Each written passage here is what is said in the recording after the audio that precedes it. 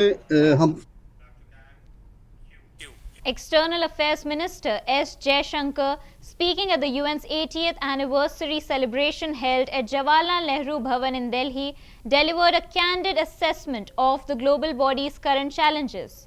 He noted that all is not well with the United Nations, pointing to the decision-making process that fails to reflect the diversity of its membership or the urgency of global priorities.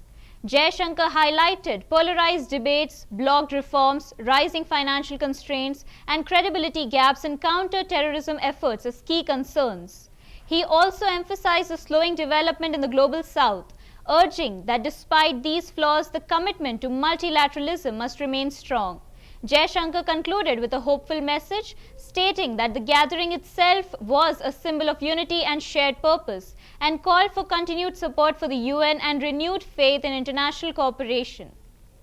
We must also recognize that all is not well with the United Nations. Its decision making neither reflects its membership nor addresses global priorities. Its debates have become increasingly polarized and its working visibly gridlocked. Any meaningful reform is obstructed using the reform process itself. Now, financial constraints have emerged as an additional concern.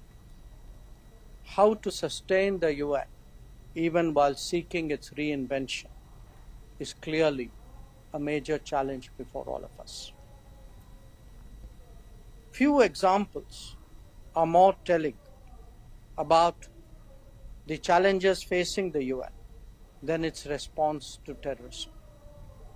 When a sitting Security Council member openly protects the very organization that claims responsibility for the barbaric terror attack such as at Pahalgam, what does it do to the credibility of multilateralism? Similarly, if victims and perpetrators of terrorism are equated in the name of global strategy, how much more cynical can the world get? When self-proclaimed terrorists are shielded from the sanctioning process, what does it say for the sincerity of those involved? If the maintenance of international peace and security has become lip service, the predicament of development and socio-economic progress is even more serious. The slowing down of the SDG Agenda 2030 is a significant metric to measure the distress of the global south.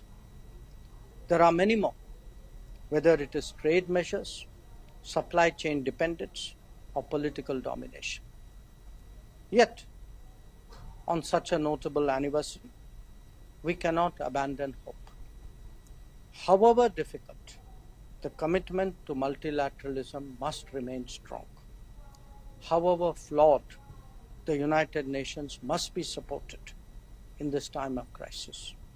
Our faith in international cooperation must be reiterated and indeed renewed. It is in that spirit that we all meet to mark this occasion and seek to build a better world. I thank you again for joining us on this important day, on this important anniversary. And as my colleague said, I think at the end of the day, what unites us is what. US President Donald Trump will meet his Chinese counterpart, Xi Jinping.